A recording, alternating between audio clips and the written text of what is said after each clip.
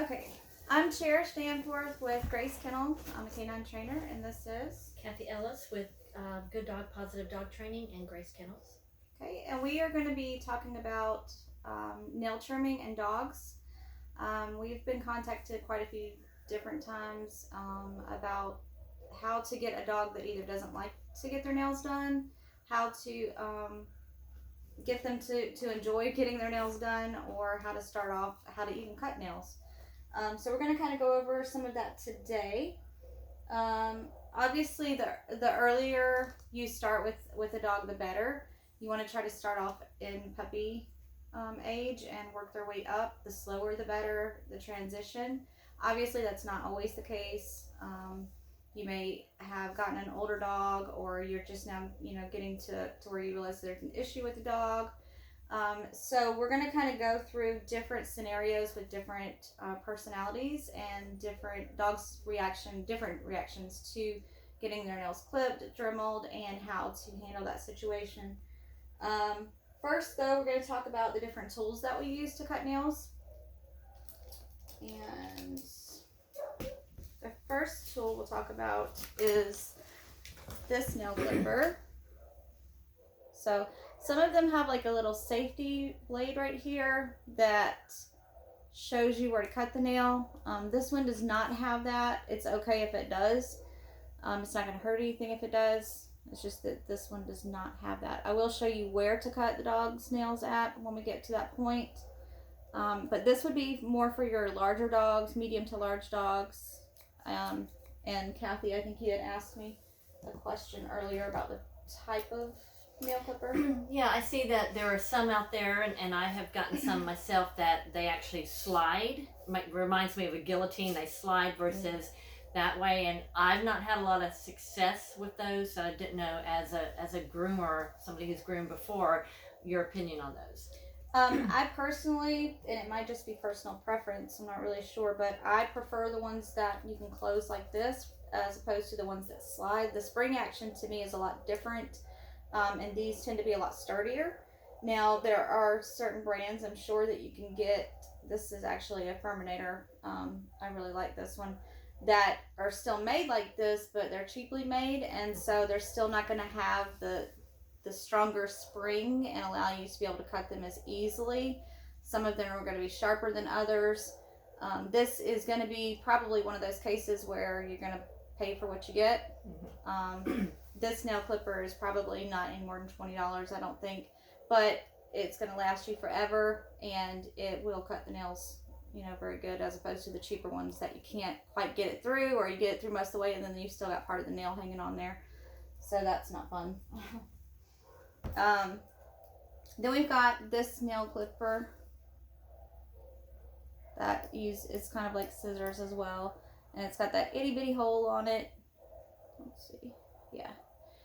This is used for your smaller dogs like Chihuahuas or cats. You can also use them on puppies. In this scenario, we'll be using it on a puppy whose nails are just too tiny for these, and they do make these in different sizes as well, but still would not be quite as small as what this type of nail clipper is going to give you. And these are pretty much all the same name brand. I mean, name brand's not really going to matter on these because the nail is so easy to cut and thinner, so you're not needing a lot of pressure as you would for these. The next one is Dremel, and I do prefer the Dremel name brand. This actually comes apart and charges. It's been dropped quite a few times.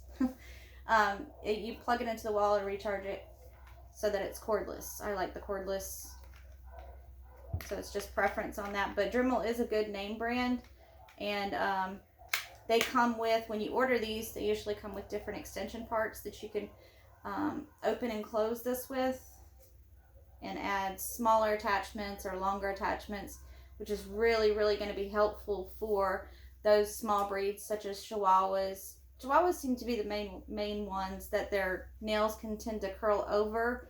Even if it's a short nail, it can still curl into the pad, and it might not be enough space for you to actually get a clipper through there. So that would be an incident where you would use a Dremel.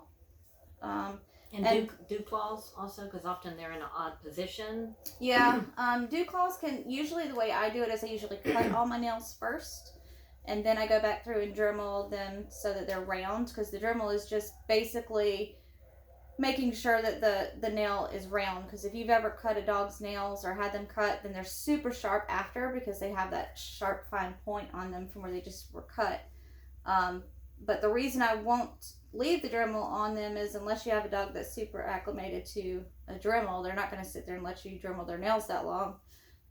So the whole point is to file it down, round it off, so it's not cutting the person that they're jumping on. But also with the Dremel, the reason that you can't use them constantly like that is because they can burn the skin underneath the nail. For those of you that have ever had your nails done, when they Dremel it at the nail salon, you notice if they leave it on there too long, it can burn underneath your nail. Well, it does the same thing to dogs. It can get hot and burn the nail, as well as the skin or the pad around that. So whenever you're using them, you do want to kind of do like an on-off motion so that it's not staying on the nail too long. And I noticed that is a very small head to the Dremel, and there are some out there. I actually happen to own one that's really large. I mean, the whole thing is large and it's kind of bulky. So what is your opinion on those? I think the one that you're referring to is Petit Paw or something like that, which they have others that have different name brands, but they're the same concept. They are bulky and bigger. I prefer smaller just because the precision, and you're not gonna, unless you're dribbling a horse, you don't really need anything that big. Yeah. And you want to pull the skin away from the nail so that you're not hitting the skin or the pad. And that can be difficult to do if you've got that much padding, right, that they're trying to file with. And it just doesn't seem that those are quite have the power that these do. Okay. Seems like they'll stop a lot when they get on the nail. They don't quite keep filing like they should, which can again cause it to take longer to get the nail done. So I really like this one. So if it's something that you're going to be continuously doing or you're interested in, this is definitely a good name brand, is the Dremel. And then as far as other tools that we use, I'll let Kathy go into the different types of treats and stuff. Yeah, so nail time is a challenging time for the owners and the pets, and most pets find it at least uncomfortable to have it done. Uncomfortable, not that it's hurting them, it's a new experience and it can be scary. So definitely to kind of up the ante when you're working with your dog to do your nail trimming, to have some special treats that they like, little extraordinary, not your normal thing that you might have. So something that's really smelly.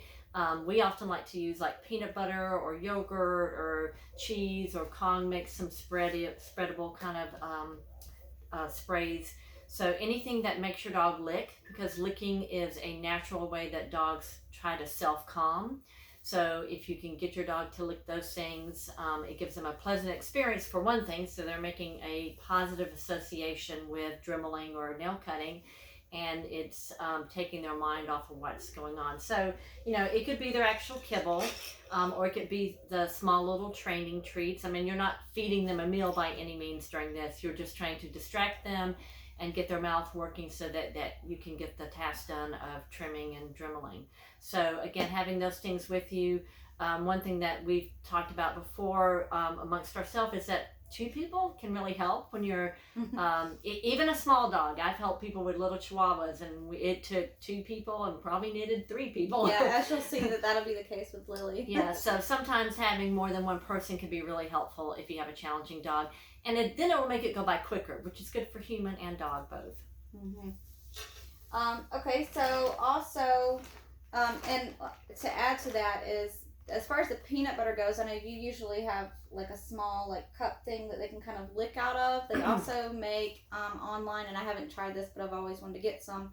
It's a suction cup thing that goes in the bathtub if you're cutting nails in the tub or for groomers or whatever. It's got a bunch of little bubble things through it to it, so that the peanut butter's inside and they have to work to get the peanut butter, but it kind of keeps them focused and it keeps it in place while you're trying to work on the nails, and keeps their head down here. Especially if you're by yourself, that would be really helpful. Yeah. And since, before we go on to the next thing, since we're talking about peanut butter, anything that you give your animal, please make sure that it is not sugar-free, that it does not have xylitol in it, which is an artificial sweetener, because it's highly toxic to your animals. And I actually heard recently that even some things that say that they aren't sugar-free actually have xylitol in them. So, if you're not already getting something that is labeled pet-friendly, and you're using human peanut butter, which you can use, just make sure it is not sugar-free, that there's no xylitol in it. Mm-hmm. Sam's has a good one that we use. It's all natural. Everything's all natural in it, and they come in tubes, so they're great to use with the animals. Plus, you're not giving them a whole jar of peanut butter either. Yeah. So definitely, that is a high value treat to most dogs, and would be great to use in this situation. But definitely read the labels on those for sure. So the next thing we're going to talk about are muzzles. This happens to be fabric muzzles, which is what's preferred in grooming situations. Reason being is because it's quick. Usually, and when you're grooming a dog or cutting nails or they're giving vaccinations, the dog is not muzzled for very long. So those of you that are asking, well, can I use this muzzle or that muzzle? You can definitely use a basket muzzle for this type of activity. It's not against the law or anything, but just so you know that this would not be one that you would use for training. This limits their ability to kind of pant as much, drink water, and take treats in. There's some that can still kind of lick a little bit, but it's meant and made to be used for quick use, not prolonged use. So if you do have a dog that you're actually working with, nails that's going to take some time and it's really going to be stressful to them, then a basket muzzle may be the best way to go for this activity. You don't want to keep it on them too long and go through this activity and stress them out beyond belief, but it will allow them to be able to pant better and not get overheated, and you can still feed peanut butter and treats a little more easily than you probably can this. But for veterinarian use and grooming use and something to do real quick, or if you're unsure of the dog, this is a good tool to use. And definitely be aware of your dog and their stress signals, because to have that muzzle on for any length of time can be detrimental to your dog. So you want to make it short and sweet, and be aware of if they're stressing out. And it's okay to do one paw one day and another paw another day, or the front paws and the back paws. So just be aware of stressors that your dog is feeling and exhibiting, and make sure you stop it and pick up on another day if you need to. Mm-hmm. Yeah. So we will begin going over. Excuse me, we're going to start with different dogs that will react differently, and we're going to be using different tools on those dogs. We even have a dog that will not be able to get a muzzle on, and how to still restrain that dog so that it can't bite you, but you're both still safe at the same time. So I hope you guys enjoy the videos and they're helpful. Please let us know if you have any questions.